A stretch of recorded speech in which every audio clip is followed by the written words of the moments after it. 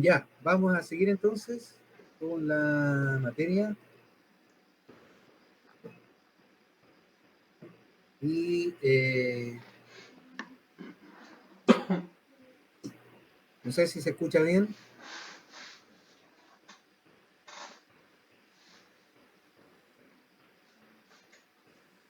¿Se escucha bien?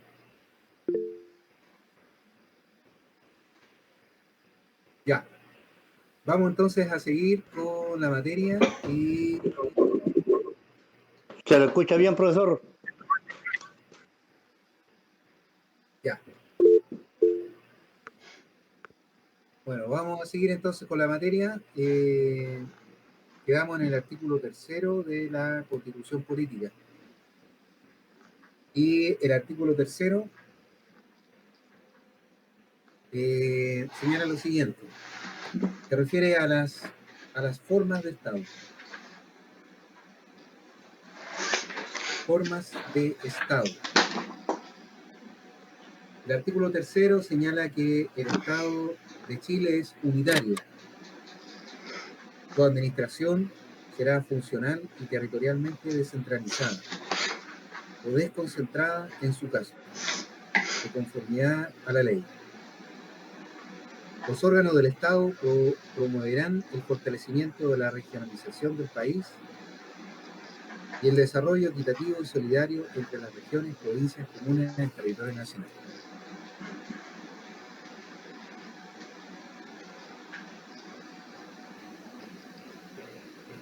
Dentro de la historia fidedigna del establecimiento de este artículo tercero, se debe tener presente que detrás de esta forma de Estado, al señalar de que el Estado de Chile es unitario, lo que se quiere explicar o lo que está detrás de esta norma es una verdadera descentralización administrativa. Una descentralización administrativa dentro del concepto de Estado unitario, con la finalidad de que llegue a consolidarse una verdadera descentralización, lo cual es contrario a la forma de Estado concentrada, como asimismo a la forma de Estado de un Estado federal.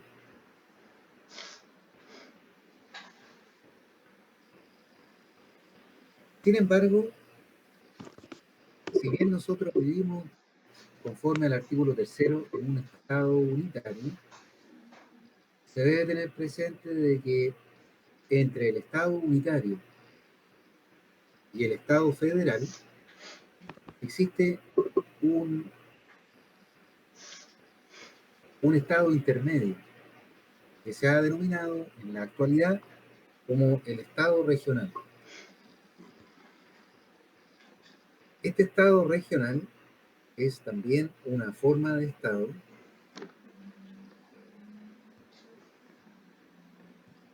con un carácter y una característica especial. Es decir, el Estado regional toma algunos elementos del Estado unitario, como también toma algunos elementos del Estado federal.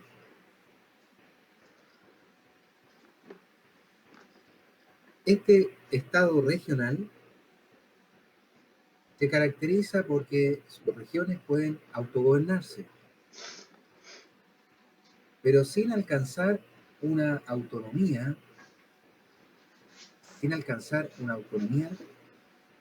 que caracteriza a los estados federales. Es decir, el Estado federal es aquel Estado entre o intermedio entre el Estado unitario y el Estado federal. Sus características de este Estado regional es que primero existe un ordenamiento jurídico,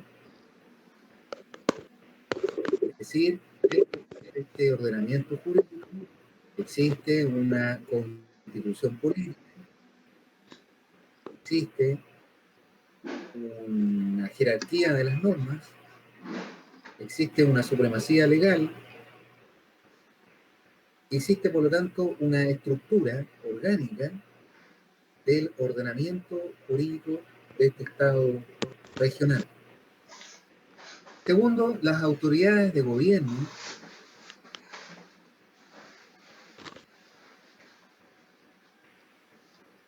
como asimismo todas las demás autoridades que integran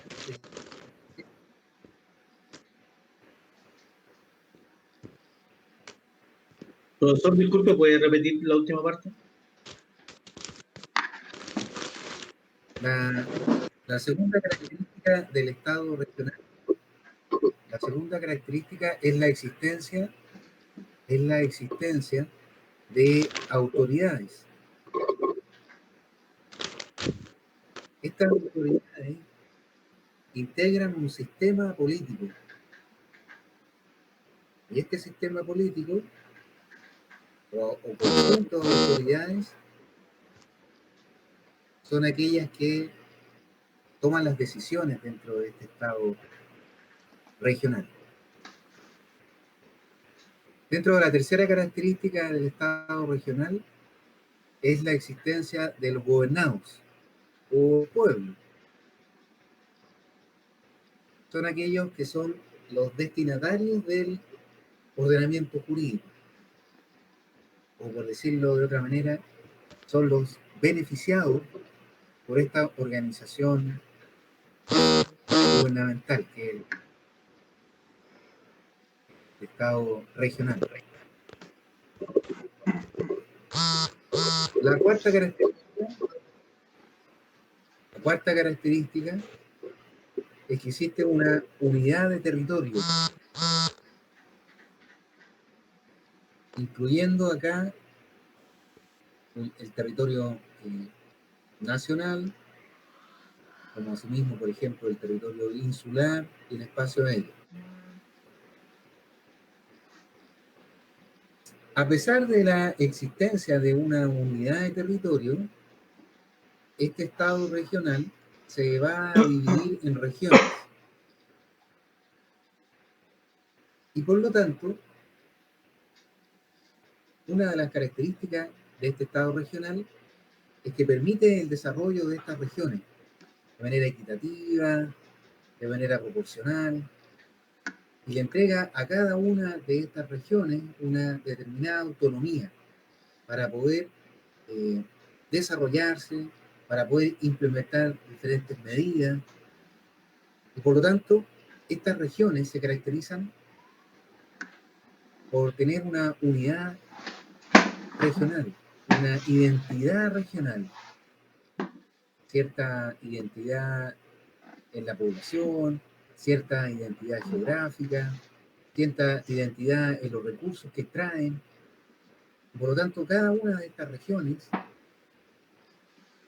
si bien no goza de una determinada autonomía, tienen ciertas características que la hacen propia. Y por lo tanto, una de las características principales del Estado regional es la existencia de una región, es decir, una localidad geográfica,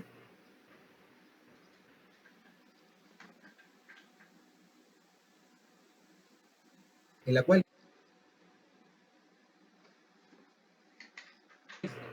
características y esta región impulsa, ¿cierto?, el desarrollo del país en el ámbito económico, en el ámbito social, en el ámbito político.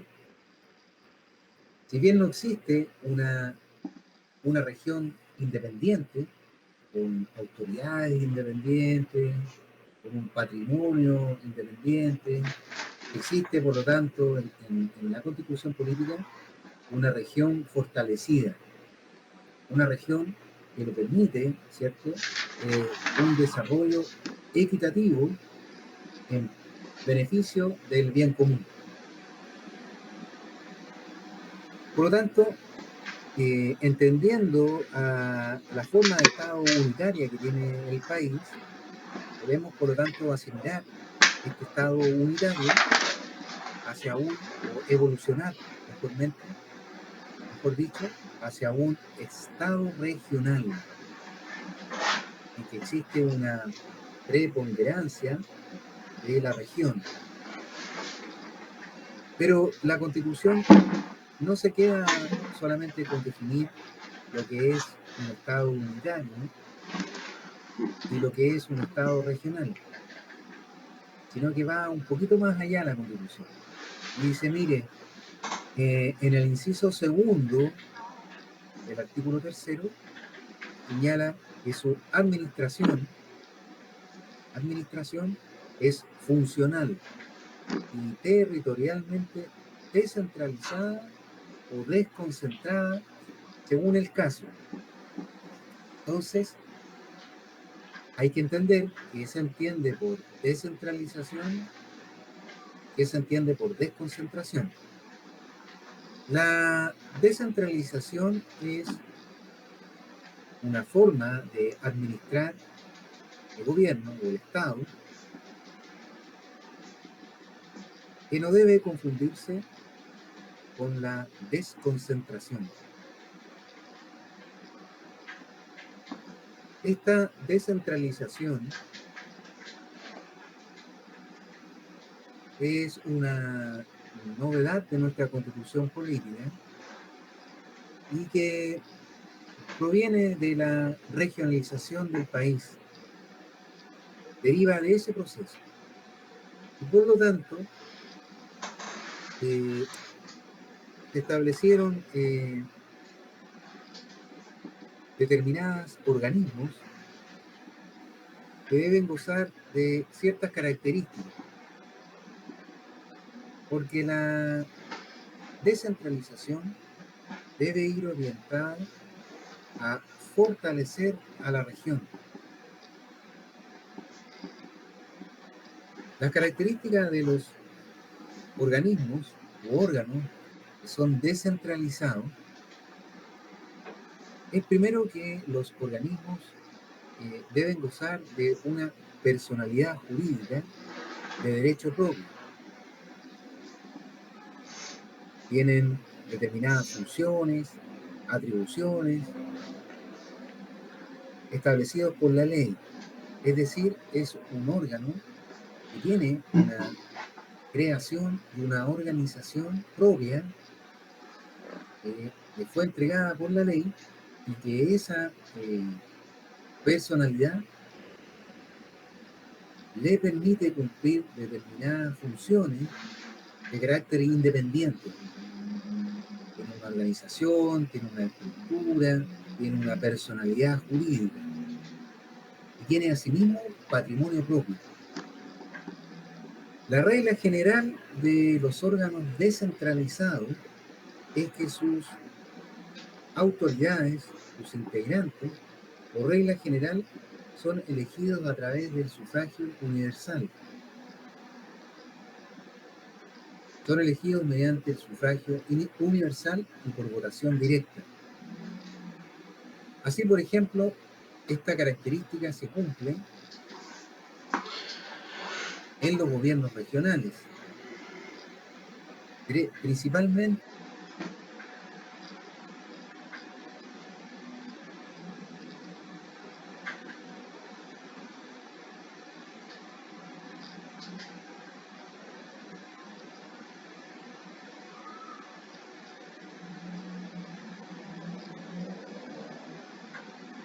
No se le escucha, profesor.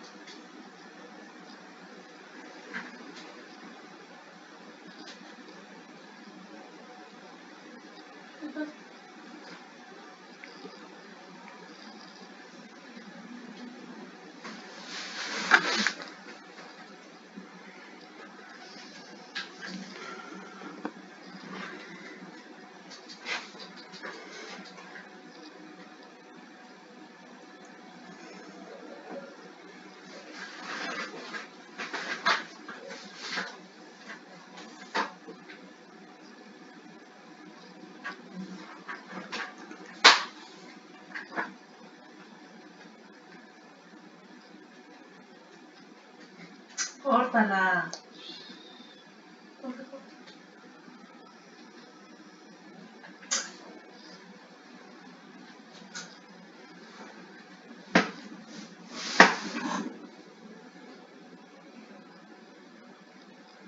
¿Qué te pedí?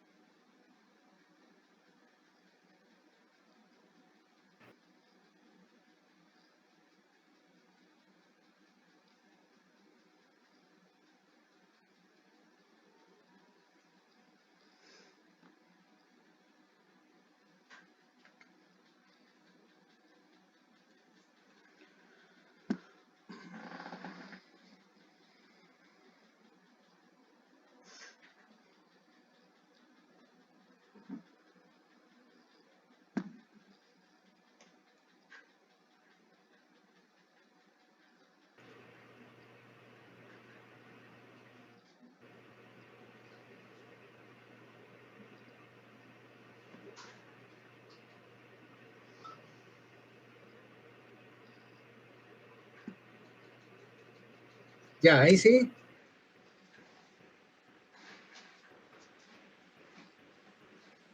¿Ahí se escucha? Sí, Ya, profesor. ya.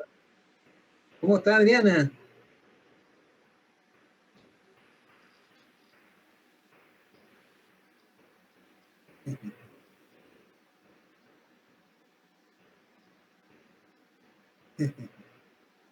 Ya, vamos a seguir entonces. Estamos viendo el artículo tercero. Ya. Ese artículo tercero hay que entenderlo, principalmente que consiste en la forma de Estado.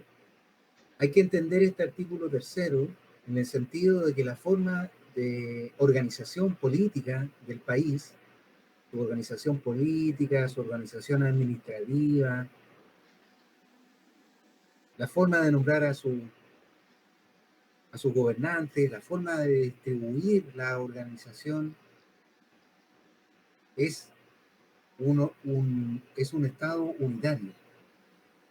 Eso significa que es lo contrario al, al otro extremo, que es el Estado federal, en virtud del cual los gobiernos regionales tienen una autonomía legislativa, por ejemplo, una autonomía judicial, una autonomía en el nombramiento de sus autoridades. Lo contrario es el Estado unitario, en virtud del cual existe un solo órgano de poder, existe un solo territorio. Y ese órgano de poder es el que administra y gobierna este Estado unitario. En el medio, entre el Estado unitario El Estado federal se encuentra este Estado regional, por las características que les nombré recién. Y esa es la característica que tiene nuestro país. Si bien la Constitución señala que nosotros vivimos en un Estado unitario, ha evolucionado nuestro Estado a lo que se ha denominado un Estado, por decirlo así, intermedio, que es el Estado regional, con esas características. Y el inciso segundo del artículo tercero señala que la administración del Estado, cómo se administra el Estado, es de manera descentralizada o desconcentrada. Y ahí empecé yo a explicarle cuál era la característica de la descentralización. Y la descentralización consiste en la creación de determinados órganos, organismos, que tienen plena autonomía, plena independencia. Tienen un patrimonio propio, tienen una ley, organización propia, tienen autoridades que son elegidas por votación popular y de manera directa. Los órganos descentralizados se caracterizan también porque sus funciones y sus atribuciones las ejercen con plena independencia del órgano central. Un ejemplo de estos órganos descentralizados es el gobierno municipal. Como asimismo, la elección de determinadas autoridades de gobierno regional, como asimismo, determinados concejales. La tercera característica de los órganos descentralizados es que los órganos descentralizados tienen un estatuto propio. Su estatuto, sus obligaciones, sus derechos y toda su organización está dada por la ley.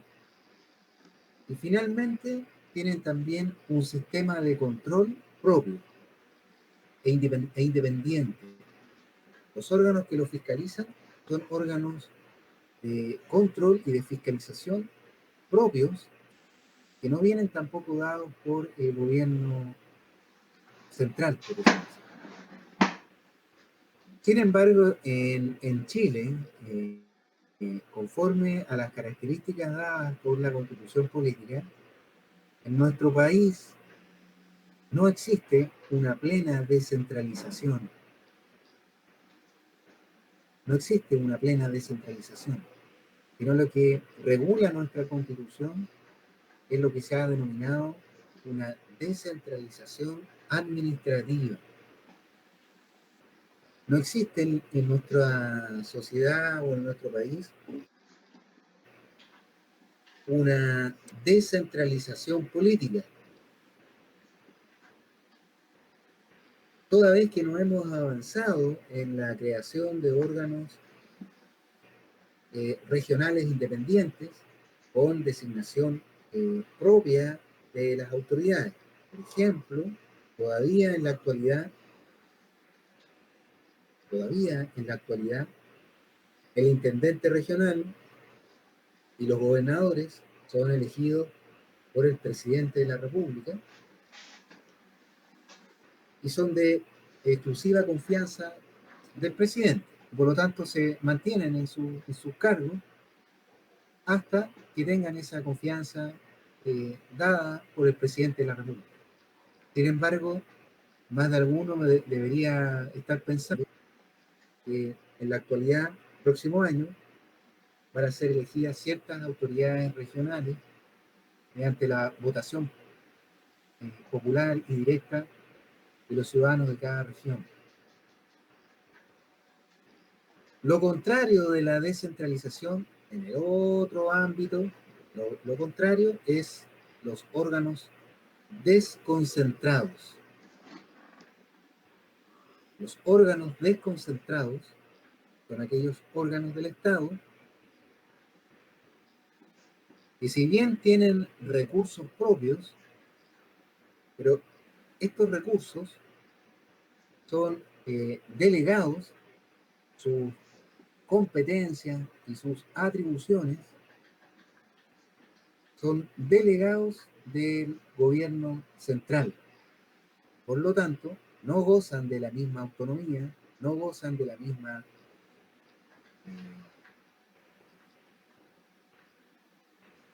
no gozan de la misma independencia que los órganos descentralizados. Si, por ejemplo, están los diversos servicios públicos, como son, por ejemplo, la Fiscalía Regional, las Secretarías Regionales Ministeriales, otros servicios públicos como el registro civil, servicios de impuestos internos, que si bien tienen cierta autonomía en la toma de decisiones, cierta independencia, patrimonio, facultades de fiscalización y de decisión, o también de toma de decisiones, siempre esos órganos desconcentrados van a estar ligados, van a estar unidos en el cumplimiento de sus funciones del órgano central. ¿Cómo ha sido en nuestro país este proceso de descentralización? En nuestro país, en la actualidad, es un proceso que está recién empezando. No existe en Chile una descentralización consolidada, sino que está de manera incipiente. Y se puede decir que la regla general en Chile, en nuestra legislación constitucional, es que exista que existan en la mayoría de las veces órganos desconcentrados y no existan en la mayoría de los órganos que sean plenamente descentralizados. Así, por ejemplo, existe la figura acá en la región del fiscal regional.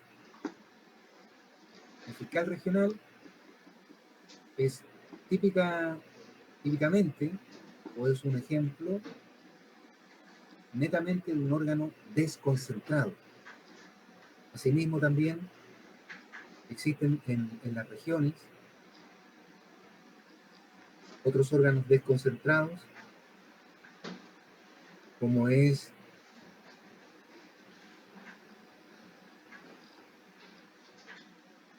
los jefes de servicio, teniendo presente que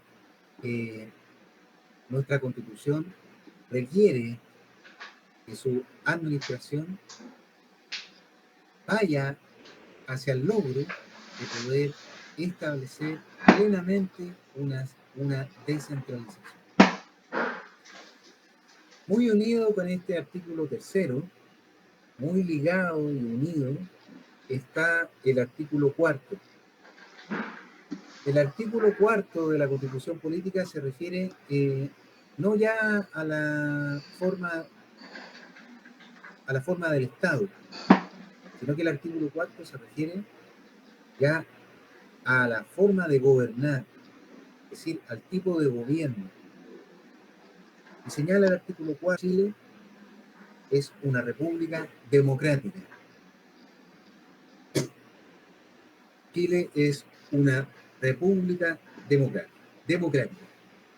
Y por lo tanto hay que primero entender cuál es el concepto de democracia. ¿Qué es lo que se entiende por democracia? Primero que nada, la democracia es una forma de gobierno que permite la participación de todos los sectores de la población. En todo ámbito, la democracia permite la participación económica, permite la participación social, permite la participación cultural, a través de todas las autoridades, que son nuestros representantes. Entonces, la primera característica de la democracia es que permite el desarrollo de la participación. Sin embargo, dentro del concepto de democracia, lo principal es la participación política, es decir, la existencia de un sistema electoral que se base en el principio de la igualdad, en la existencia de partidos políticos, como asimismo en la diversidad.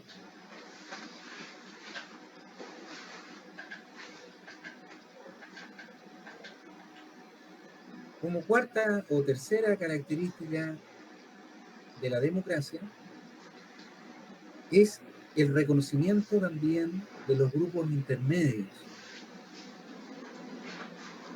Los grupos intermedios, como se lo expliqué hace una o dos clases atrás, son aquellos grupos que están entre la persona y el Estado.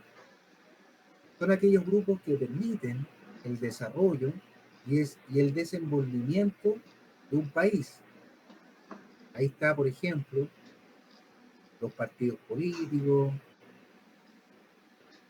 los clubes deportivos, las universidades.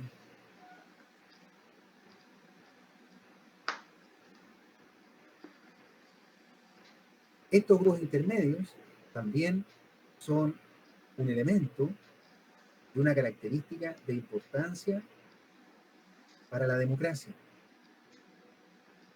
Otra característica o elemento también importante que influye dentro de un Estado democrático o del desarrollo de la democracia son las Fuerzas Armadas. Las Fuerzas Armadas, como asimismo las fuerzas de orden y seguridad, son aquellas reguladas en el artículo 101 de la Constitución Política y son fundamentales para el desarrollo y para la existencia de una democracia plena. Toda vez que las Fuerzas Armadas deben participar en la profundización de un Estado democrático. Ahora, sabiendo cuáles son, por lo tanto, los elementos de una democracia, la participación, el reconocimiento de los grupos intermedios, la participación política con la existencia de los partidos políticos, la participación de las Fuerzas Armadas, hay que comprender que la democracia es también una forma de gobernar, es una forma de gobierno, es un tipo de gobierno en la que reconoce la existencia principalmente de la soberanía, en su máxima expresión.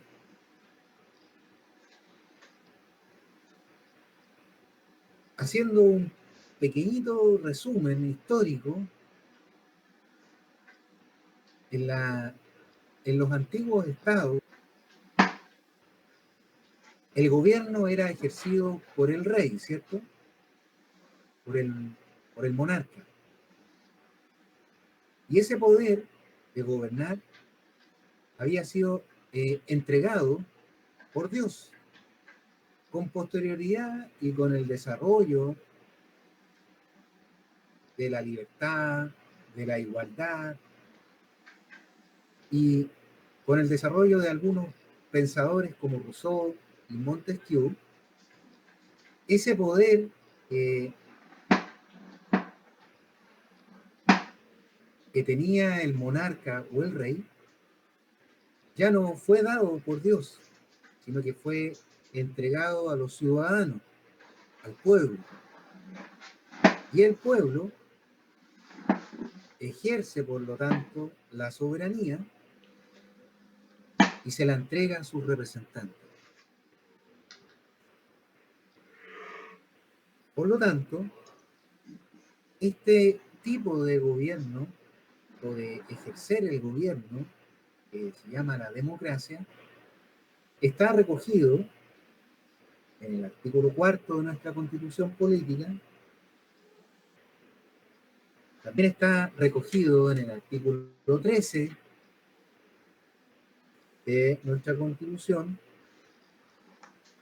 cuando se refiere y define a la ciudadanía y al sufragio universal.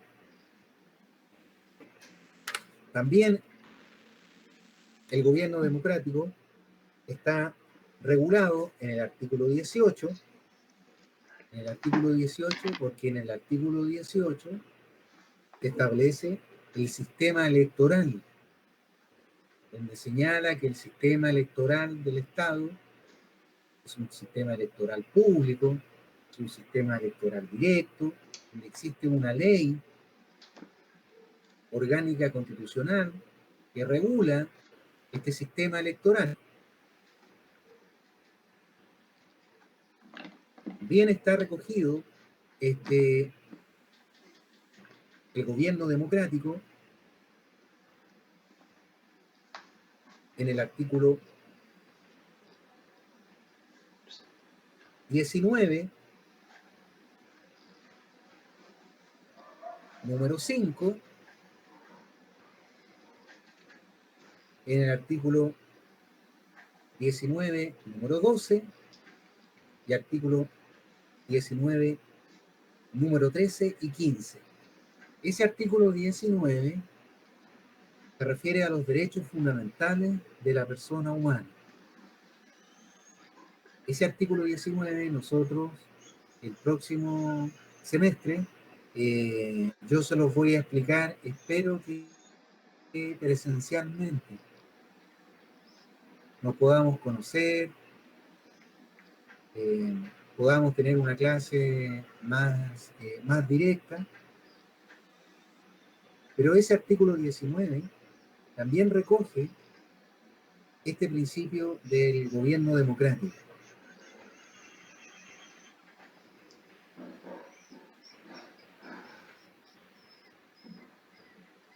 También se recoge el gobierno democrático o nuestro país sea una república democrática en los diferentes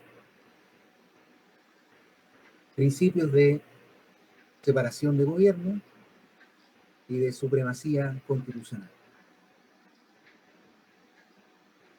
Avanzando ya con el artículo 5 de la Constitución Política, el artículo 5 de la Constitución se refiere a la soberanía.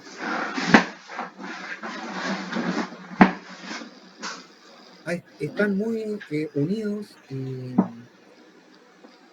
son materia bastante similar el artículo 3, el artículo 4 y el artículo 5 de la Constitución.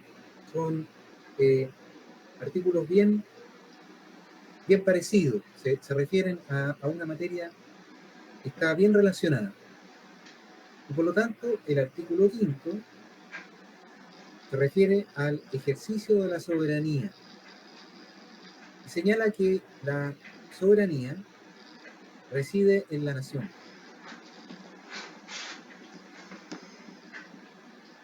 Dice que la soberanía se ejercita o se realiza por el pueblo. Y existe una herramienta para poder ejercer la soberanía. Y esa soberanía es el plebiscito o las elecciones periódicas. Pero no solamente la soberanía se ejerce a través del plebiscito o de las elecciones, sino que también la soberanía esto es bien importante, también la soberanía se ejerce por las autoridades que la Constitución establece. Me explico. Por ejemplo, cuando los tribunales de justicia dictan una sentencia, cuando el policía detiene al delincuente, cuando el Servicio Nacional de Minería otorga una concesión minera, cuando el Ministerio de Energía otorga una concesión eléctrica. Esas autoridades, cuando ejercen sus funciones, también están ejerciendo soberanía. Y por lo tanto, la soberanía no solamente se realiza a través del plebiscito, sino que también la soberanía se realiza y se ejecuta por las autoridades al momento de cumplir sus funciones. Otra característica de esta soberanía es que ninguna persona ni autoridad, ningún individuo o sector del pueblo puede atribuirse su ejercicio, porque la soberanía es exclusiva de las autoridades y que se ejercita y se ejecuta a través del plebiscito o las elecciones periódicas. Sin embargo, esta soberanía no es ilimitada. La soberanía tiene límites y esos límites están establecidos en el inciso segundo del artículo 5. Dice que la soberanía reconoce como límite el respeto de los derechos esenciales que emanan de la naturaleza humana. Es decir, que el primer límite de la soberanía es el respeto de los derechos humanos.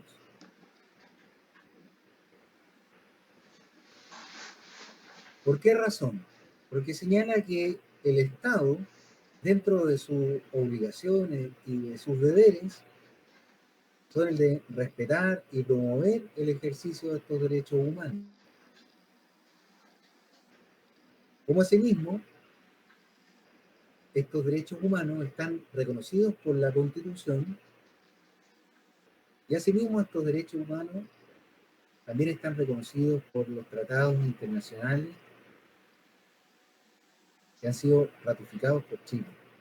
Y por lo tanto, el límite de la soberanía está dada entonces por el respeto de los derechos fundamentales de la persona. Si, por ejemplo, no podría un tribunal dictar una sentencia ilegal, una sentencia arbitraria, no podría un policía detener arbitrariamente a una persona, o no podría una autoridad de gobierno, por ejemplo, el Ceremi de Energía, atribuirse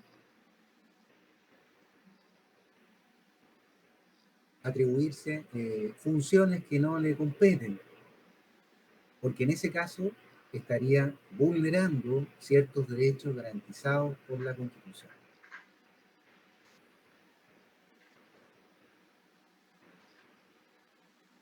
Este artículo quinto, conjuntamente con el artículo primero de la Constitución Política,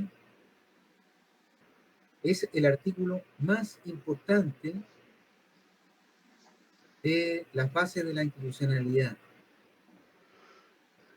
Está muy ligado al artículo 1, donde se establece la dignidad de la persona, porque el ejercicio de esta soberanía, el ejercicio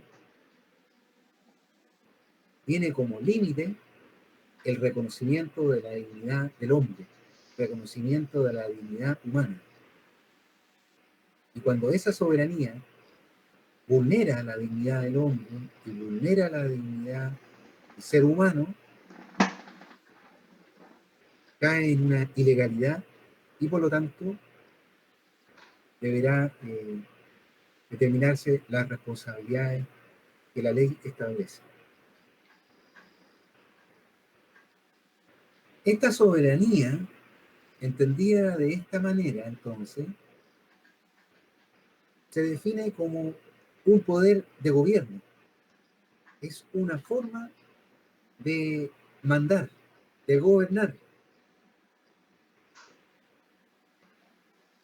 Sin embargo, esta forma de gobernar de manera soberana no es una forma de gobernar absoluta, una soberanía sin límites,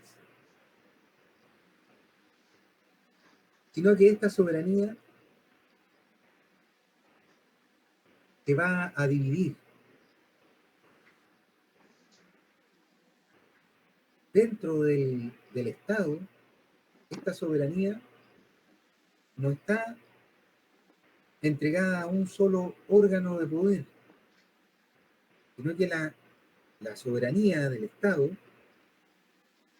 se va ramificando, se va distribuyendo entre los diferentes organismos públicos para llegar a cumplir el bien común. Y así existe, por ejemplo, una división de poderes de carácter administrativo.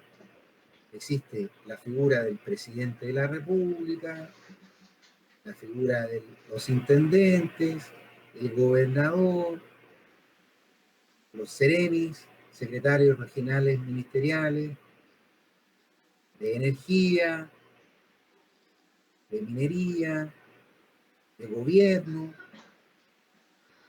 y ahí se va distribuyendo, se va diversificando la soberanía para poder, primero, respetar los derechos fundamentales de la persona, para poder gobernar de acuerdo a la ley y con pleno respeto de los derechos y garantías constitucionales.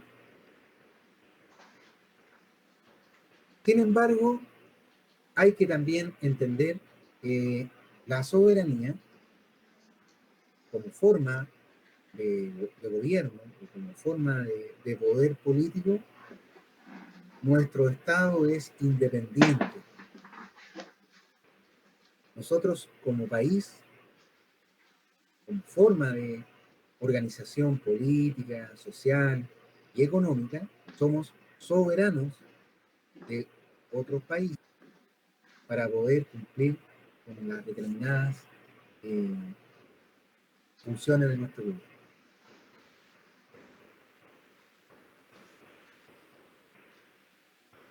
Hay que preguntarse entonces quién es el titular de esta soberanía, en qué cae esta soberanía,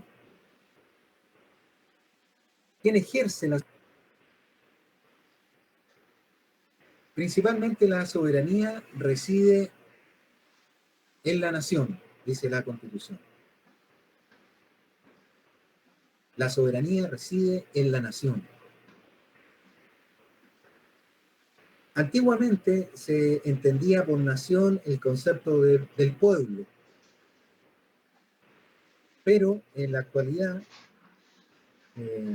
quedó plasmada en la Constitución política el concepto de nación, porque era un concepto mucho más amplio, un concepto más genérico que el concepto de pueblo.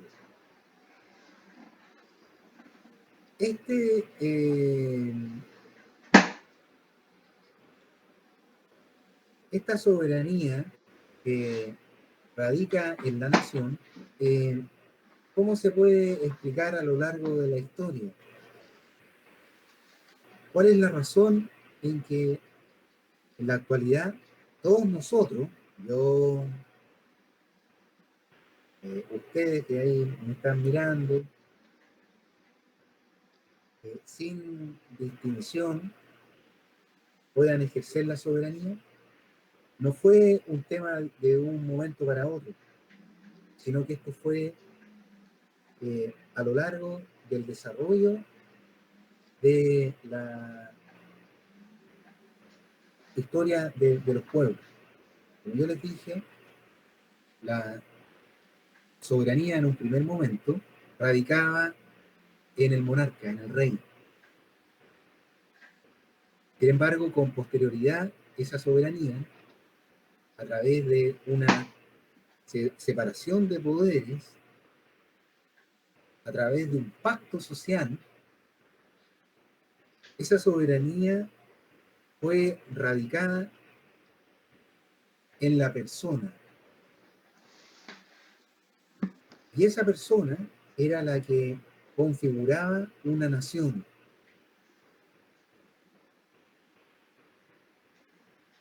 Sin embargo, esta nación, pueblo, recibe la soberanía a través de este pacto y se la delega en sus representantes.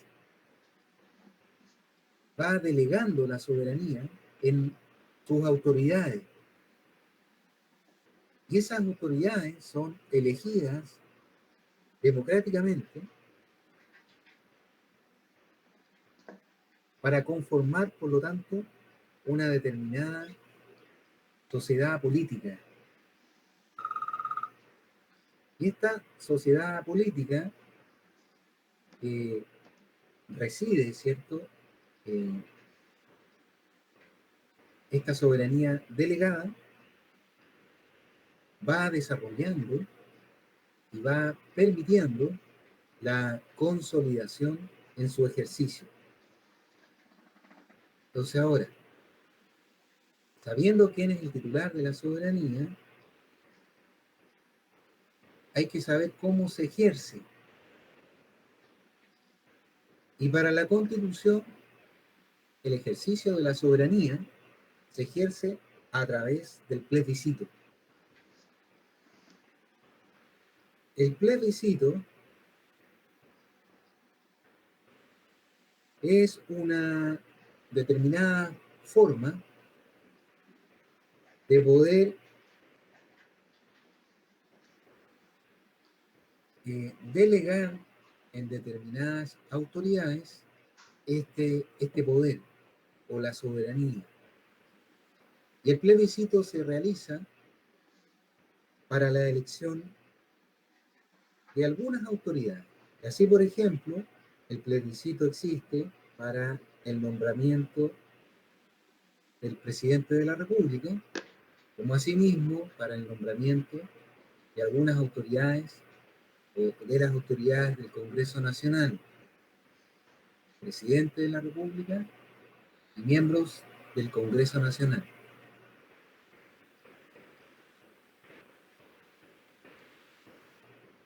También existen plebiscitos para poder nombrar las autoridades comunales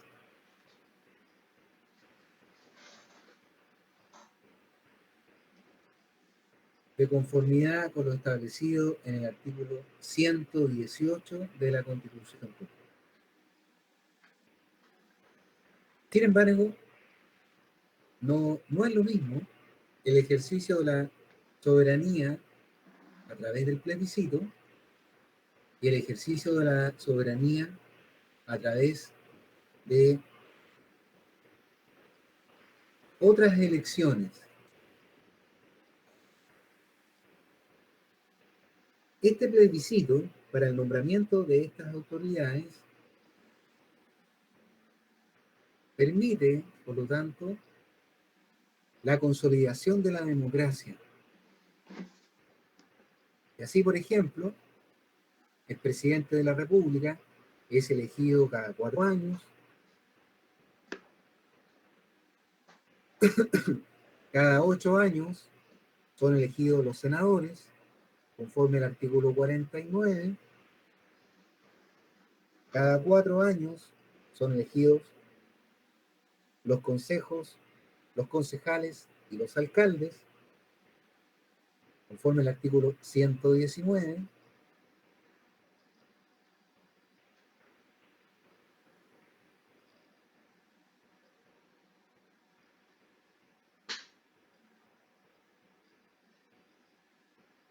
Sin perjuicio de lo anterior, existen también otras autoridades que no son elegidas y no están contempladas y que también ejercen la soberanía, como son algunas autoridades u órganos del Estado, como son algunas autoridades del Poder Judicial, los miembros del Tribunal Constitucional, los fiscales del Ministerio Público, los oficiales de las Fuerzas Armadas y Carabineros y los integrantes del Banco Central. Entonces, en resumen, para que me puedan entender, el ejercicio de la soberanía se ejerce a través de estas autoridades que son designadas mediante estas o el plebiscito. Sin embargo, existen también autoridades que no son elegidas a través del plebiscito, sino que son elegidas a través de otros mecanismos de designación, como son los jueces, los ministros, los fiscales, los miembros del Tribunal Constitucional, los miembros y los oficiales de las Fuerzas Armadas, de orden y seguridad, como asimismo otros órganos públicos, si bien no son elegidos a través de plebiscito, pero también ejercen soberanía en el cumplimiento de su función. ¿Se entiende?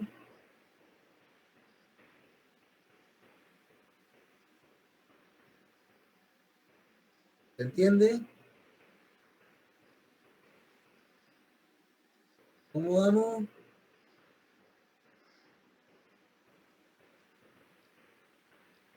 ¿Bien? ¿Se escucha bien?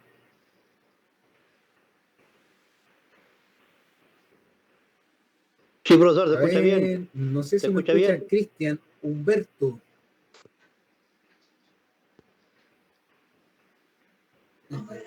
Sí, profe, se escucha muy claro. Cristian Humberto. Sí, se Se escucha escucha claro. bien, profe. Se escucha bien.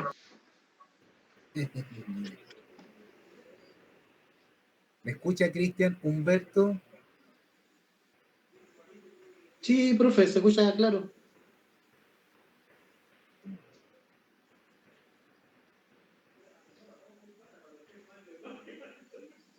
A ver, ¿me escucha Se Patricia escucha claro, Andrea?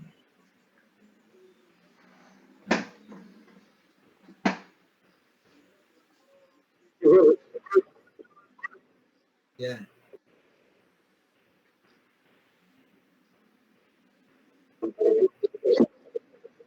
Ya. Ya. Entonces, quiero saber si me, ya. Quiero saber si me entienden, porque de repente hablo y no, ya, y no sé si me entienden, pero Profesor, yo lo sigo sin escuchando. voy a seguir adelante, voy a seguir avanzando y voy a hablar entonces ahora de los límites de la soberanía. En resumen, para que Adriana no se aburra. En resumen, la soberanía se ejerce Profesor, por la ella no nación, lo por escucha, el parece. pueblo. Esta soberanía se ejerce a través de ciertos mecanismos. Esos mecanismos son el plebiscito.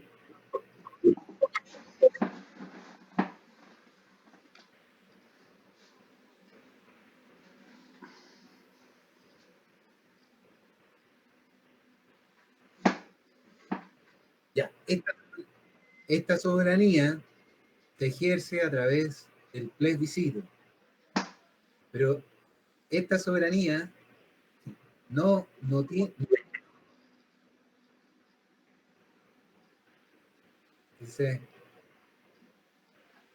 esta soberanía no es ilimitada. Este poder del Estado tiene límites. Y los límites están dados primero por el reconocimiento de los derechos humanos y segundo, está dado por la propia ley.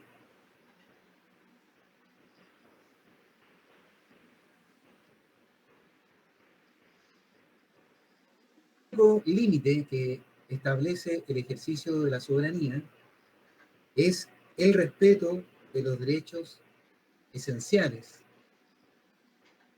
que emanan de la naturaleza humana. Es decir, el límite de la soberanía es la dignidad del hombre. Entendiendo al hombre como un sujeto de derecho. Son aquellos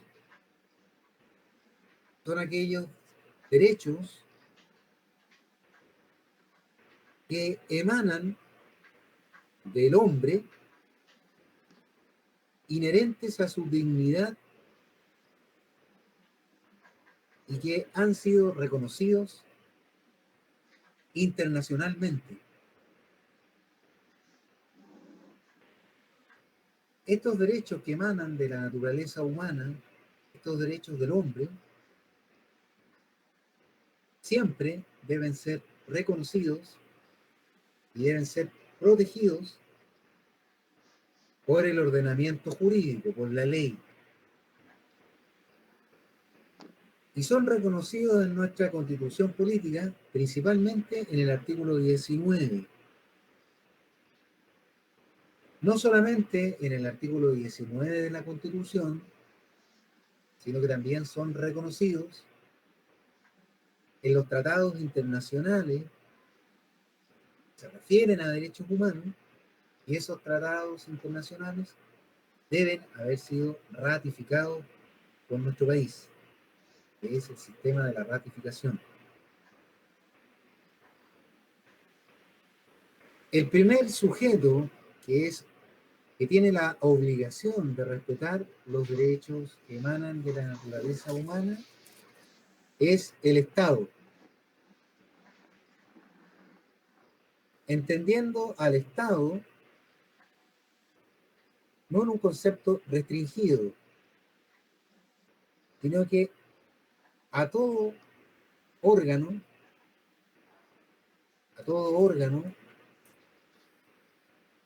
funcionario y organización que pertenezca al Estado. También deben estos derechos humanos, o derechos inherentes a la naturaleza humana, ser reconocidos y ser protegidos, no solamente por órganos del Estado, sino que también por toda organización social, organización política o administrativa, sin ninguna limitación ni exclusión.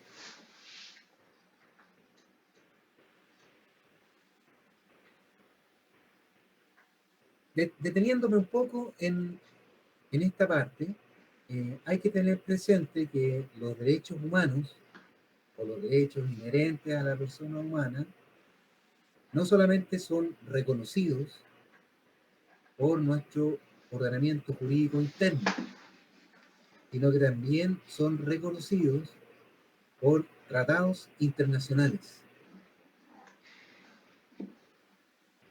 Para que estos tratados internacionales sean válidos en nuestro país, nuestro ordenamiento jurídico, deben ser, primero que nada, tratados internacionales referidos a derechos humanos. Es decir, deben ser tratados internacionales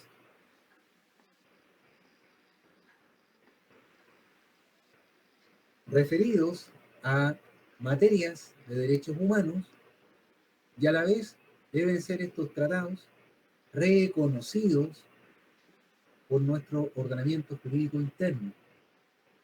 Es decir, deben ser ratificados en el Congreso Nacional y una vez que hayan sido ratificados en el Congreso Nacional, pasan a formar parte de nuestro ordenamiento jurídico interno. Una vez que han sido ratificados por nuestro ordenamiento jurídico interno, en nuestro país, estos tratados internacionales tienen validez, son aplicables y se encuentran, por lo tanto, vigentes. Y una vez que tengan esas características estos tratados internacionales, por lo tanto, van a formar parte de nuestro ordenamiento jurídico y van a ser un límite para el ejercicio de la soberanía.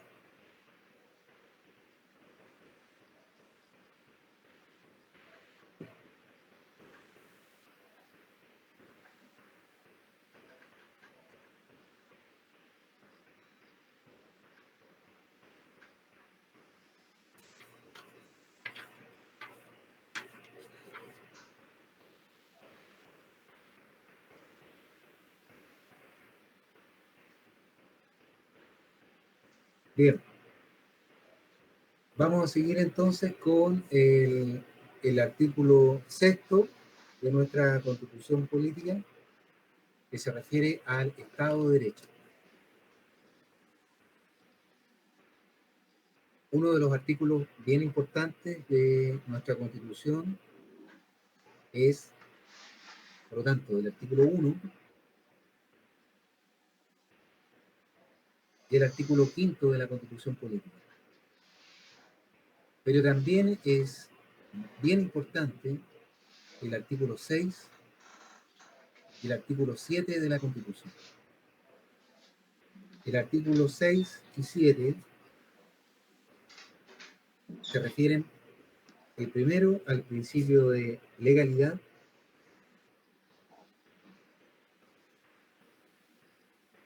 y también al principio de la supremacía constitucional. Esto está dentro de lo que se conforma o se entiende por el Estado de Derecho. El Estado de Derecho es aquella organización o Estado que tiene ciertas características. No todo Estado es un Estado de Derecho,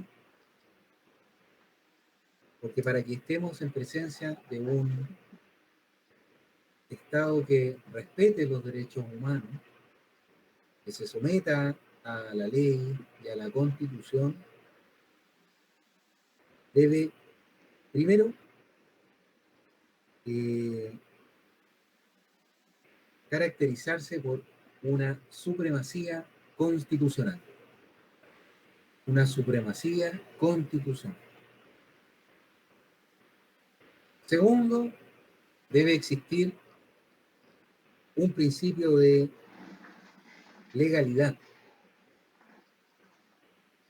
Tercero, debe también estar presente el principio de control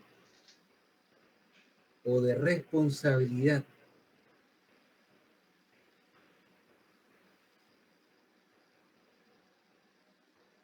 También lo que caracteriza a un Estado de Derecho es la separación de poderes o la separación de funciones de los órganos del Estado. Vamos a ver el primero, o la primera característica del Estado de Derecho, que es el principio de la supremacía de la Constitución. Esto es bien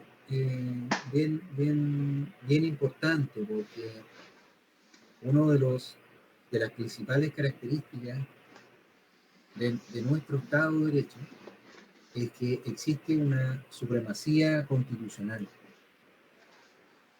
La supremacía constitucional significa que nuestra Carta Fundamental, o el Código Político, o la Constitución Política, es la base de la organización social, política y administrativa del país. Y a esta constitución, a esta organización política, social, administrativa, deben someterse todos los demás órganos del Estado.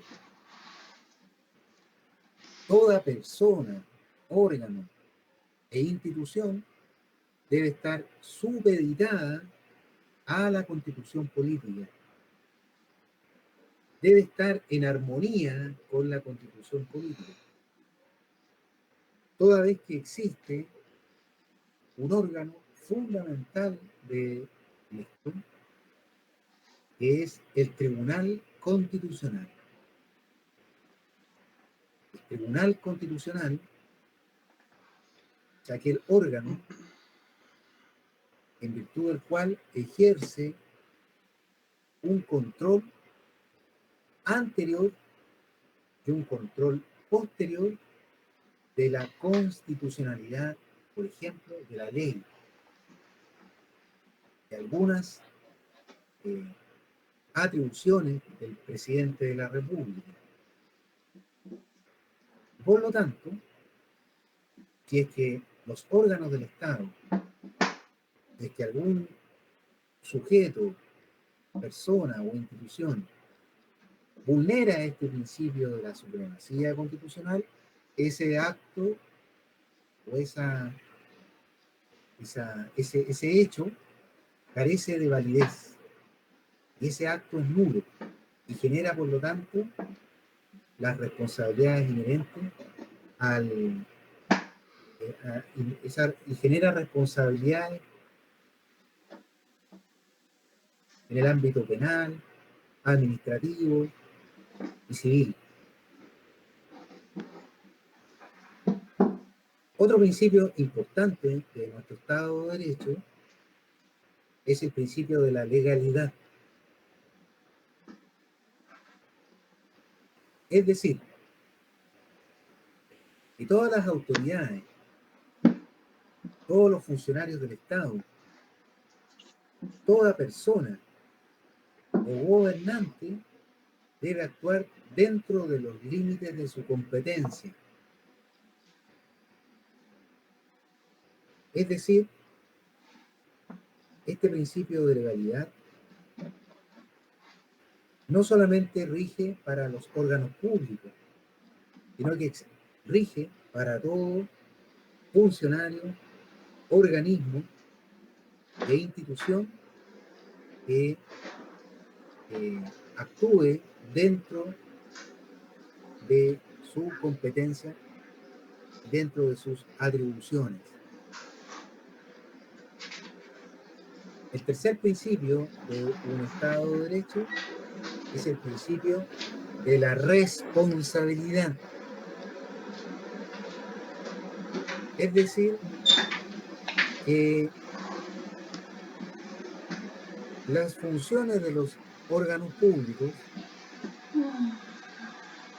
están sometidas a un control. Y ese control, la fiscalización, permite la imposición de determinadas sanciones. Esas sanciones están establecidas por la ley, por los reglamentos. Y esas sanciones van desde el ámbito civil, político, administrativo y penal. Por último, también existe el principio de separación de órganos o de funciones. Este principio también está establecido en el artículo 7º de la Constitución Política y supone que el Estado, para cumplir sus funciones, debe dividir su poder. Es decir, supone una división en el ejercicio del poder y una distribución de sus funciones entre los diferentes órganos del Estado para poder cumplir sus atribuciones con independencia.